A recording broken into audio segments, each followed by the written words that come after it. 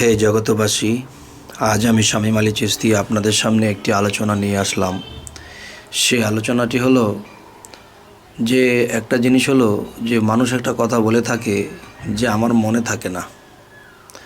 তো মনে থাকে না এই বিষয়টা আসলে কি?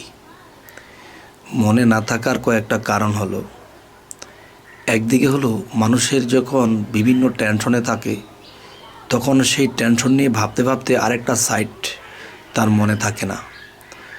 যেমন পশ্চিমে তাকাইছি পূর্ব নেই, পূর্বে তাকাইছি পশ্চিম নেই, যে কোনো একদিকে তাকাতে হয়, তাই কখনো কখনো মনে থাকে না।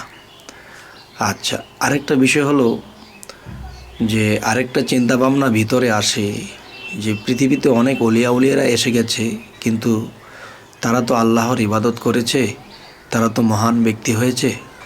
তো এখন বিষয়টি হলো যে যারা মহান ব্যক্তি হয়ে গেছে তারা কি করেছে, কিসের জোরে?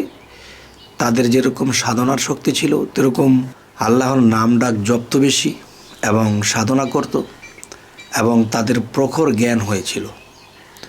তবে সাধনা করলেই কিন্তু জ্ঞান হবে না, এবং দেখা গেছে যে এই বিভিন্ন জ্ঞান অর্জন করতে গেলেও জ্ঞান হয় না। তবে কিছু কিছু জ্ঞান আছে যে আল্লাহত্মক জ্ঞান, যে আল্লাহর তরফ থেকে আসবে। তো সেই জ্ঞানের একটা নিদর্শন হিসেবে আমি কিছু কথা বলবো।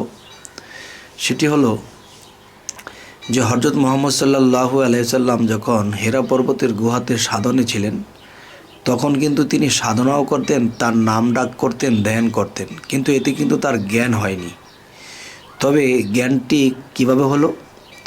যখন আল্লাহ জিব্রাইলের দ্বারা পাঠিয়ে দিলেন যে তুমি আমার দোস্তকে বলো রব্বি জিদনি ইলমা, রব্বি জিদনি ইলমা। তবে বোঝা গেল সাধনার পাশাপাশি, প্রেম ভক্তির পাশাপাশি, ধ্যান সাধনার পাশাপাশি যদি কেউ রব্বি জিদনি ইলমা পাঠ না করে এবং এই নামে হে প্রভু আমায় জ্ঞান দান করো, হে প্রভু আমায় জ্ঞান দান করো, তো দেখা গেছে সাধনা করেও কিন্তু একজন মানুষের জ্ঞান পরিপূর্ণ হয় না। আর যখন বলতে শুরু করে রব্বি জিদনি ইলমা, রব্বি জিদনি ইলমা, তখন কিন্তু মানুষটি পরিপূর্ণ জ্ঞান লাভ করেন। কেমন করে?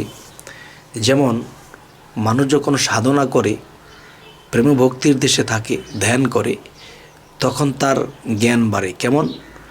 যেমন একজন মানুষের ভিতরে জ্ঞানের একটা ভাণ্ড আছে।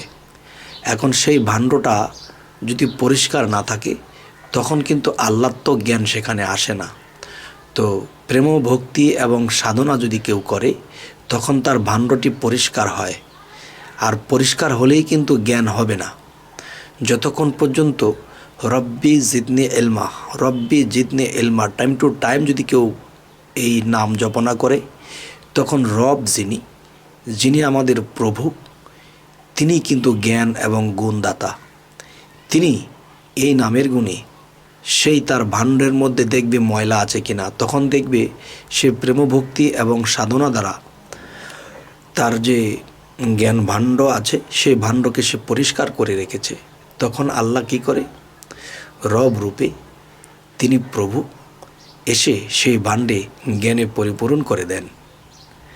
তবে হে জগতবাসী, আজকের এই আলোচনাটা কেন করা হলো?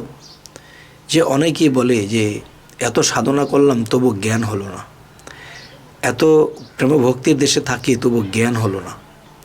যে আল্লাহত্মক যে কিছু জ্ঞান আছে, বাতিনি জ্ঞান, যাকে আল্লাহর গুপ্ত জ্ঞান বলা হয়, এই জ্ঞানগুলো তো হলো না।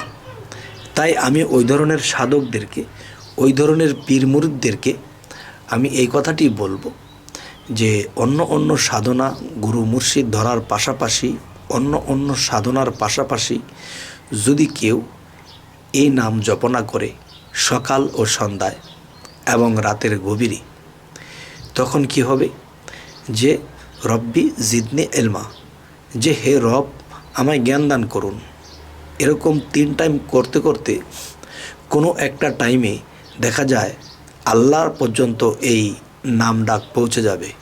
তখন রব রূপে তিনি প্রভু হয়ে সেই ভক্তকে বা তার সেই জ্ঞানের ভাণ্ডকে পরিপূর্ণ করে দেবেন জ্ঞান দ্বারা।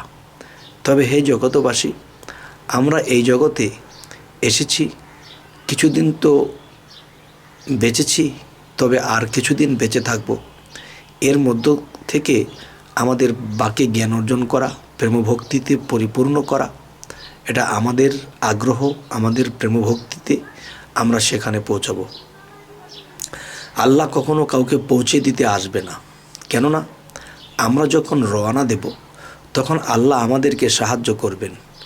আমরা যদি থেমে থাকি যে আল্লাহ একদিন করবে, তাহলে আল্লাহ কখনোই আমার ভাগ্যের কর্মের পরিবর্তন ঘটাবেন না।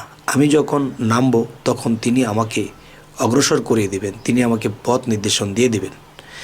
হে জগতবাসী, তো আজ আমি শামীম আলী চিশতি আপনাদেরকে যে আলোচনাটুকুলো শোনাইলাম, যদি এই আলোচনাকে কেউ গভীর মূল্য দেয়, গভীর জ্ঞানের মূল্য দেয়, তো অবশ্যই তিনি এই জিনিসগুলো যদি মানে, তো অবশ্যই তিনি এই পৃথিবীতে একজন শ্রেষ্ঠ জ্ঞানী হবেন। হে জগতবাসী, আমাদের এই চ্যানেলের আলোচনা যদি আপনাদের ভালো লাগে তো অবশ্যই সাবস্ক্রাইব করুন, পরবর্তীতে আমাদের আলোচনাগুলো পেয়ে যাবেন। তো আজ এ বলেই রাখছি, সকলে ভালো থাকবেন। আল্লাহ হাফিজ।